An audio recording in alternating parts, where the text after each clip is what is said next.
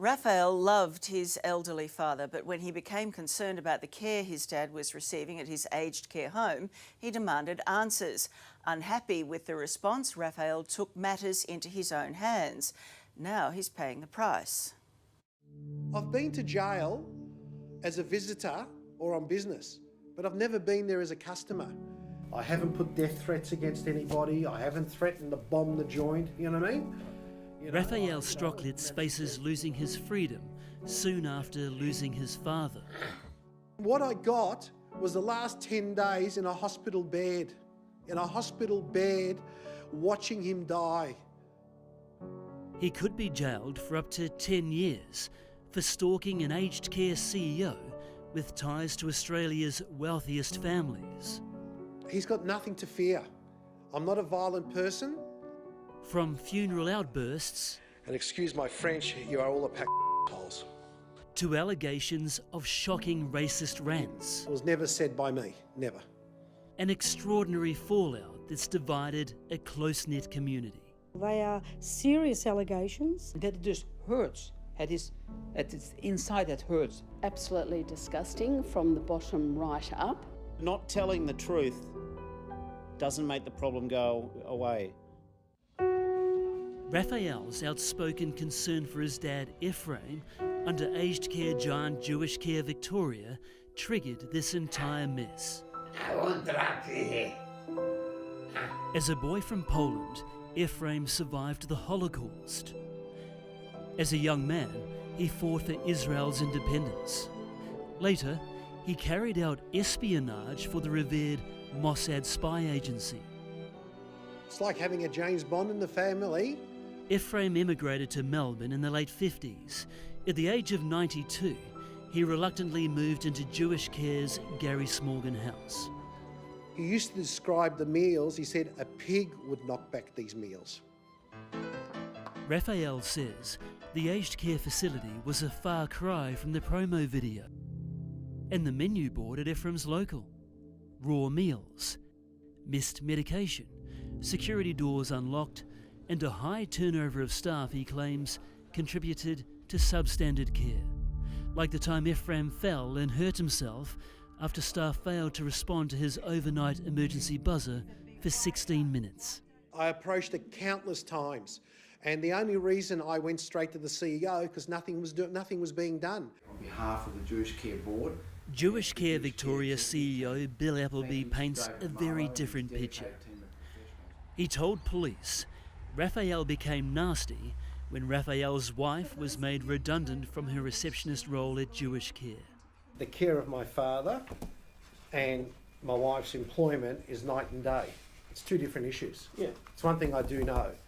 Mr. Appleby claims Raphael verbally abused staff and made alarming anti-Semitic comments about him.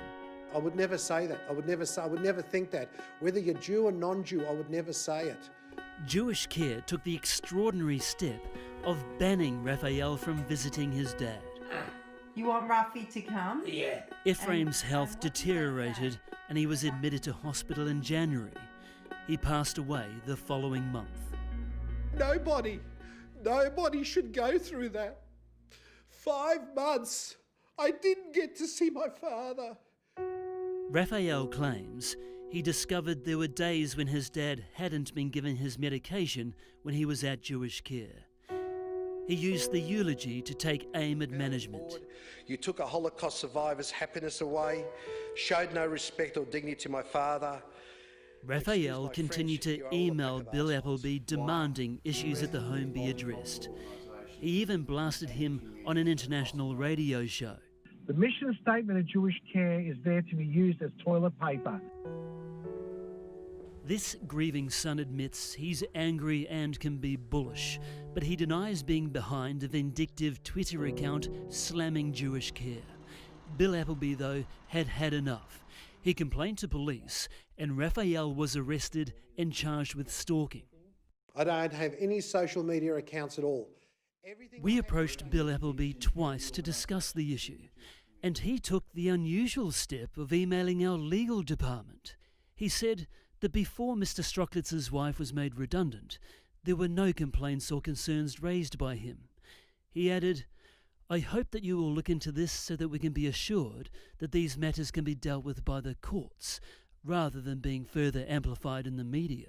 You could think Raphael Strochlitz is seeking revenge for his wife losing her job and being banned from visiting his dad before he died. But here's the thing, he's not the only one calling out Jewish Care Victoria. Families like Raphael are frustrated. They have attempted to report elder abuse to the authorities to no avail. Christine Dallas is an advocate for ASGAR, an organisation that exposes guardianship abuses. I have spoken to many families privately. They're Orthodox Jewish families, very conservative, very aware. They do not want to speak out on these abuses, and they often seek our organisation and other organisations to speak out. An online petition against Jewish Care was gaining momentum until it was recently removed by change.org for breaching the website's policies. Somewhere it has to stop. Somewhere it has to just, you have to think about the greater good. Independent nurse Daniel van der Plat wrote to the Aged Care Royal Commission about Jewish Care's Gary Smorgon house. He claims he saw elders with dirty feeding tubes and wearing pressure stockings incorrectly. On one occasion, residents narrowly escaped being hit by this temporary wall that toppled over. Well, there was one big bang. Daniel also recalls the time staff were slow to respond to an elder who was showing signs of cardiac arrest. It takes a half an hour for the nurse to come in and actually agree with me that yes, there is something going on and he has to go, and we cannot wait, as what they were planning on doing, till the afternoon until an external medical team would come in and actually assess him. I know, but it's not working, so something needs to change. You're playing with people's lives. There's no threats. It's actually the abuse. I'm bringing up the abuse. Raphael complained to the Aged Care Quality and Safety Commission, but Jewish Care boss Bill Appleby told police no adverse findings were found. However, serious concerns have been raised about the ability of the Aged Care Watchdog. What Ruffy's trying to do is look after you and say his opinion, and they won't let him in. They've done that to me, I go out. It took over a year for the aged care regulator to respond to Raphael's sister, and that was 6 months after their dad had died. Now a current affair can reveal this entire saga is being investigated by the Commonwealth Ombudsman. Mazel tov. And all this is because I spoke the truth, and I'm a whistleblower, as they say it. One of Australia's richest philanthropic families pumps millions of dollars into Jewish care. This explosive text from Smorgon Families Foundation CEO Andrew Blody to Raphael confirms other families have also raised concerns. We have spoken to other families, and it saddens us to hear their similar experience and responses, he said. Jewish Care Victoria was hit with a raft of similar shocking allegations from relatives and staff 8 years ago. Back then, Bill Appleby dismissed the claims.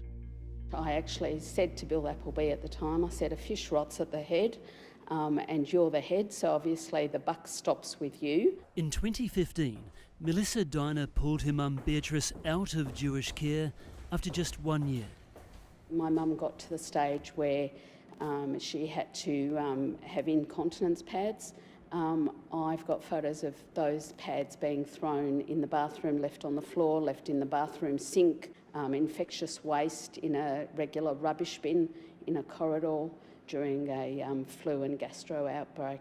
The final straw for Melissa was when she returned from holiday to discover a sore on her mum's foot had turned gangrenous. I raced her to the hospital just in time, and the surgeon actually said to me, had I have not got her there in time, we would have lost her then and there. So it was just horrific. Jewish Care closed and sold the facility where Melissa's mum was 2 years ago. It pocketed around $11 million from the sale. Last year, the organisation's total income was well over $74 million. You either want to make a profit out of sick people and the elderly, or you provide care. Labor frontbencher Bill Shorten believes The aged care fault lines exposed by COVID-19 stem from centres putting profits before people. I can't comment on each individual case, but not being transparent doesn't cure sick people or provide quality food or quality care. You know, for too long, aged care has been Australia's dirty secret, the underbelly of our health system. We've got to just call it out. I'm not going to go down without a fight. Despite facing serious stalking charges and the might of Jewish Care's legal team, Raphael Strochlitz says he won't be silenced. And I'm hoping more people will come forward. I'm hoping people will email a current affair after stating what happened to them. Jewish Care CEO Bill Appleby contacted us a second time to say the complaints are completely unfounded and to reiterate that any issue can be escalated to the Independent Aged Care Quality and Safety Commission.